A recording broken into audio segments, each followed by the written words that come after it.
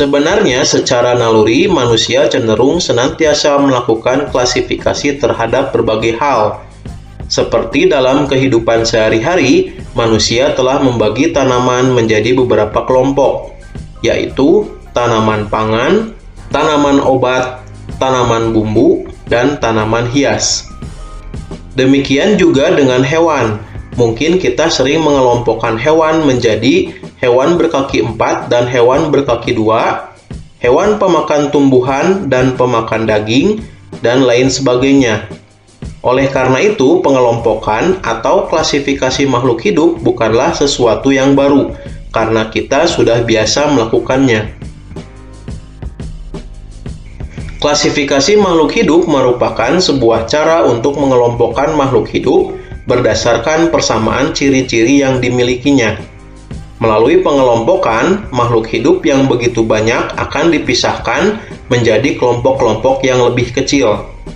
Adapun dasar klasifikasi makhluk hidup yaitu yang pertama, ukuran tubuhnya, yang kedua, lingkungan tempat hidupnya, yang ketiga, manfaatnya, yang keempat, jenis makanannya, dan yang kelima, persamaan atau perbedaan ciri-ciri. Oleh karena itu, klasifikasi makhluk hidup akan mempermudah manusia untuk mempelajari dan mengidentifikasi makhluk hidup. Cabang ilmu yang mempelajari klasifikasi makhluk hidup adalah taksonomi. Di dunia terdapat makhluk hidup yang beraneka ragam.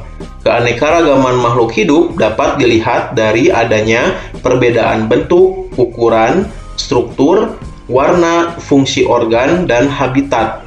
Makhluk hidup diklasifikasikan bertujuan untuk menyederhanakan objek studi atau makhluk hidup yang beraneka ragam, mengenal berbagai makhluk hidup yang bermacam-macam, mengetahui manfaat masing-masing organisme, mengetahui adanya saling ketergantungan antara organisme, mengetahui hubungan kekerabatan antar organisme. Jadi, klasifikasi makhluk hidup bertujuan untuk mempermudah, mengenali, membandingkan, dan mempelajari makhluk hidup. Carolus Linnaeus adalah bapak klasifikasi atau bapak taksonomi, yaitu tokoh yang menemukan sistem penamaan spesies yang dikenal dengan binomial nomenklatur. Aturan penulisan nama ilmiah atau spesies menurut binomial nomenklatur adalah berbahasa Latin atau bahasa yang dilatinkan. Terdiri dari dua kata. Kata pertama adalah genus, kata kedua adalah keterangan spesies.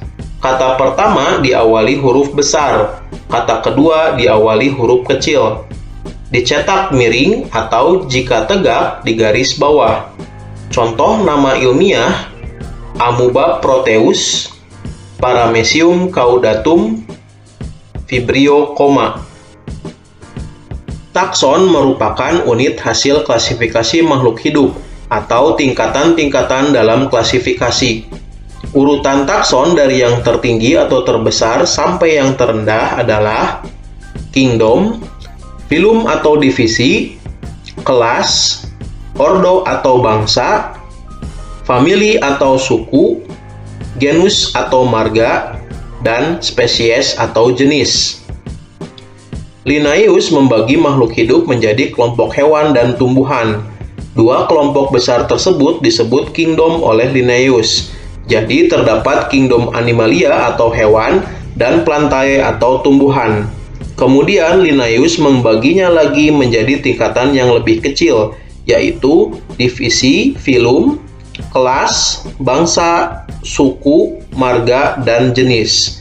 Pengelompokan yang disusun oleh Linnaeus disebut taksa. Dalam bentuk tunggal disebut takson.